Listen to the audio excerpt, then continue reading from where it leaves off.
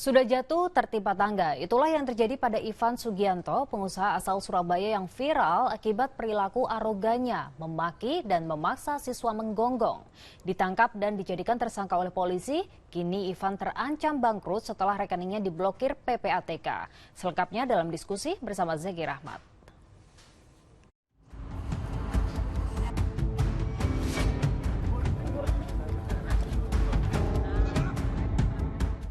Anda masih ingat Ivan Sugianto, pengusaha asal Surabaya yang sebelumnya bikin heboh karena aksi arogannya yang memaki bahkan memaksa seorang siswa untuk menggonggong.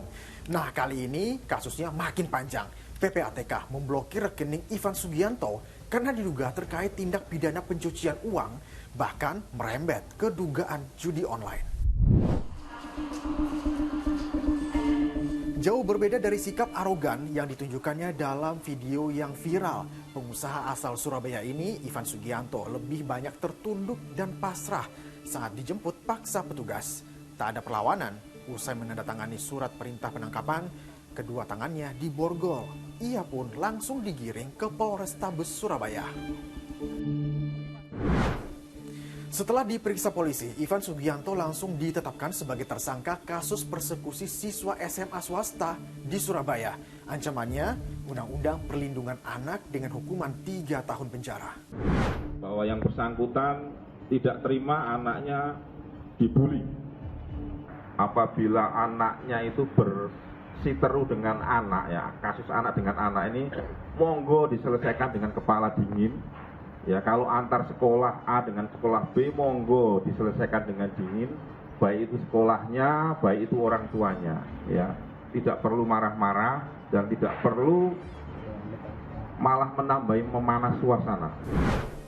Nah, kasusnya tidak berhenti sampai di situ. Yang terbaru, Pusat Pelaporan Analisis Transaksi Keuangan memblokir rekening milik Ivan Sugianto.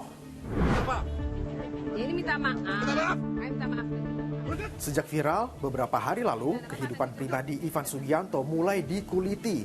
Diinformasikan, Ivan Sugianto memiliki sebuah klub malam di Surabaya bernama Valhalla Spectac Club. Beberapa kasus diduga terkait dengan Ivan Sugianto dan klub malam miliknya. Selain rekening Ivan Sugianto yang diblokir, kata Kepala PPATK, beberapa belas rekening lainnya juga ikut diblokir. Bisnis klub malam milik Ivan diduga terindikasi tindak pidana pencucian uang. Nominal uang yang tersimpan di beberapa rekening masih dihitung. Tak hanya TPPU, Kepala PPATK juga menyebut ada dugaan pihak-pihak terkait judi online yang terkoneksi dengan yang bersangkutan. Informasi yang satu ini masih didalami polisi dan PPATK.